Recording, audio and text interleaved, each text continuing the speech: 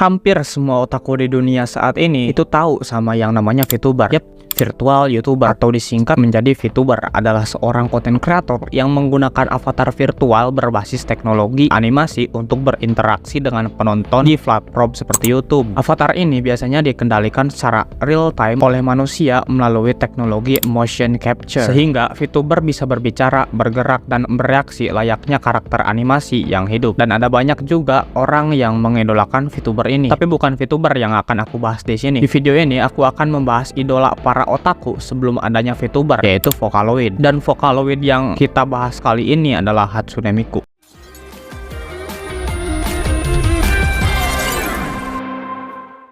Hai penonton, selamat datang kembali di Warta Kagami. Apa kabarmu? Semoga kamu baik-baik saja ya. Pembahasan mengenai kenapa konser Hatsune Miku tidak akan pernah kembali lagi ke Indonesia itu sudah sangat basi, dan topik ini akan aku perbarui lagi. Jadi video ini aku akan membahas apa itu Hatsune Miku, konser Hatsune Miku di Indonesia, kenapa konser Hatsune Miku tidak akan kembali lagi ke Indonesia, dan apa jadinya jika Hatsune Miku kembali konser di Indonesia di segmen terbaru channel ini, yaitu If Theory. Tapi sebelum itu aku sangat kecewa karena banyak otaku karbitan zaman sekarang yang bilang kalau lagu-lagu Vocaloid itu jelek, dan yang paling parahnya lagi mereka itu belum subscribe. Oke, barusan cuma bercanda. So, apa itu Hatsune Miku? Pada awal tahun 2000-an, Krypton Future Media, sebuah perusahaan berbasis Sapporo di Jepang yang dikenal sebagai distributor software audio, mereka melihat potensi teknologi Vocaloid yang dikembangkan oleh Yamaha Corporation. Vocaloid adalah teknologi synthesizer suara yang memungkinkan pengguna membuat lagu dengan menyusun nada dan lirik yang dinyanyikan oleh suara sintesis. Krypton Future Media memutuskan untuk menciptakan rangkaian software berbasis Vocaloid dengan karakter suara yang lebih mudah diakses oleh pengguna umum, bukan hanya profesional musik. Sebelumnya, Krypton telah merilis dua perangkat lunak Vocaloid dengan nama Meiko dan Kaito, tetapi popularitas mereka terbatas. Jadi pada tanggal 31 Agustus tahun 2007, Krypton meluncurkan perangkat lunak Vocaloid 2 yang dinamakan Hatsune Miku. Nama ini berasal dari kata Hatsu, yaitu pertama, Ne, yaitu suara, dan Miku artinya masa depan.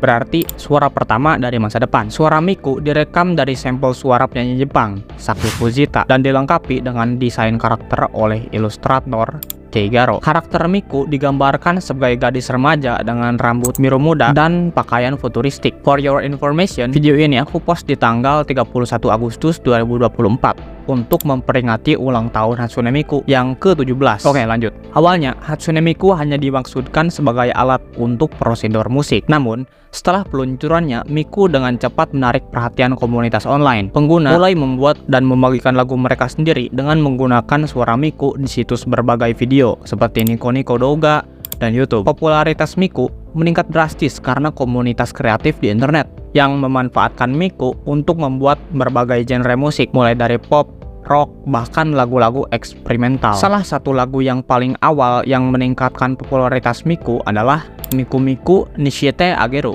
yang dirilis pada akhir 2007. Lagu ini menjadi viral dan memperkenalkan Hatsune Miku ke audiens yang lebih luas. Sejak saat itu, ribuan lagu yang menggunakan suara Hatsune Miku telah diproduksi oleh pengguna di seluruh dunia. Seiring dengan semakin populernya Hatsune Miku, Krypton Future Media mulai memperluas brand Miku, tidak hanya menjadi bintang dalam lagu-lagu digital, tapi juga dalam konser live. Konser Hatsune Miku yang pertama kali diadakan pada tahun 2009 menampilkan hologram 3D dari karakter Miku yang menyanyi di atas panggung dan diiringi dengan band live. Dan ini memberikan pengalaman baru kepada penggemar dan menciptakan sensasi global. Pada tahun 2011, Hatsune Miku mengadakan konser pertamanya di Amerika Serikat di Anime Expo di Los Angeles yang terjual habis dalam waktu singkat. Sejak saat itu, Miku telah mengadakan konser di berbagai negara, termasuk Eropa dan Asia, memperkuat statusnya sebagai fenomena global. Selain itu, Miku telah menjadi ikon dalam berbagai bentuk media, mulai dari video game,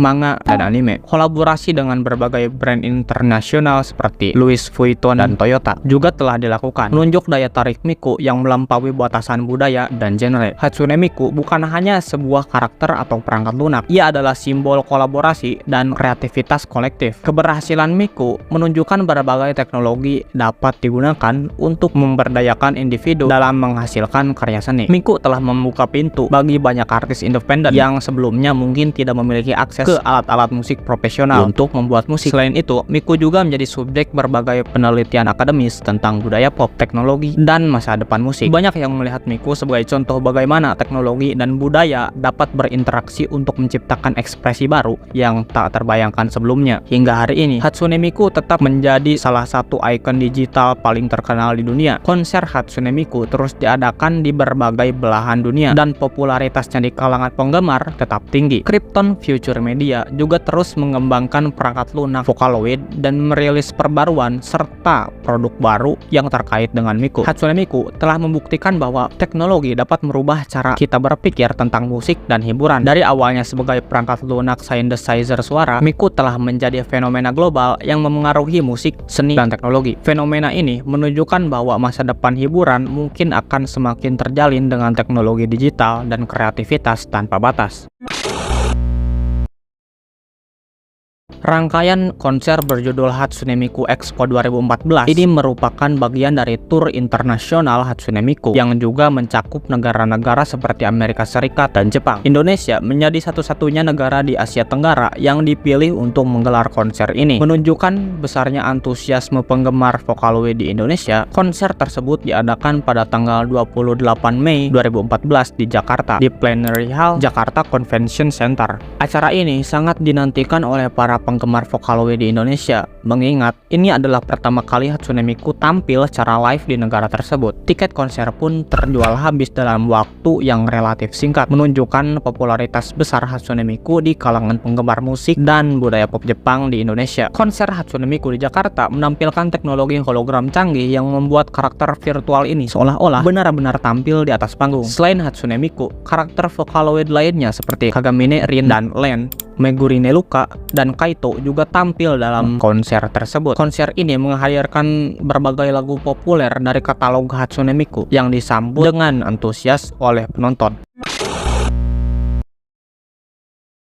Topik mengenai kenapa konser Hatsune Miku tidak akan kembali ke Indonesia sebenarnya udah basi banget, dan aku yakin banyak yang udah tahu. Jadi kalau kamu sudah tahu, mending skip aja chapter ini. Dan buat yang belum tahu, jadi pada tahun 2013 Krypton mutusin buat ngadain konser Hatsune Miku Expo pertama di luar Jepang. Mereka bikin voting buat nentuin negara mana yang bakal dikunjungi Miku, dan ternyata Indonesia menjadi juara pertama di polling internasional itu, bikin Indonesia jadi negara pertama di luar Jepang yang ngadain konser Miku. Gak lama setelah pengumuman konser ini, Krypton mulai share info, harga tiket, dan lokasi konsernya. Di sini dramanya mulai muncul. Waktu para otaku di Indonesia lihat harga tiket yang ditawarin, ternyata harganya hampir sama kayak yang dijual di Taiwan atau Hong Kong. Harga tiket yang mahal ini katanya gara-gara hampir semua perlengkapan dan staff yang terlibat didatengin langsung dari Jepang. Intinya harga tersebut buat jamin kualitas acara supaya bisa memuaskan para fans yang udah lama nunggu Miku. Harga tiketnya sendiri berkisar dari 390.000 sampai lebih dari 1 juta rupiah. Beberapa fans di fanspage Facebook Miku mulai ngeluh soal harga tiket yang terlalu mahal buat kantong mereka, dan mereka nyaranin buat nonton konsernya di YouTube aja karena di sana gratis tanpa ngeluarin duit sepeser pun. Keluhan-keluhan ini bikin reaksi dari fans lain yang merasa mereka yang lalu nggak menghargai usaha Krypton bawa Hatsune Miku ke Indonesia. Tapi keluhan soal harga tiket ini semakin besar sampai ada situs bernama Gcool yang bikin artikel tentang keluhan ini. Admin fanspage Facebook Vocaloid Lovers Indonesia menjadi yang pertama ngangkat isu ini. Dia bikin status soal beberapa fans yang menurutnya gak pantas karena cuma menikmati Hatsune Miku bajakan lewat YouTube. Status ini kemudian diangkat ke situs Gcool, dan perdebatan semakin panas waktu blog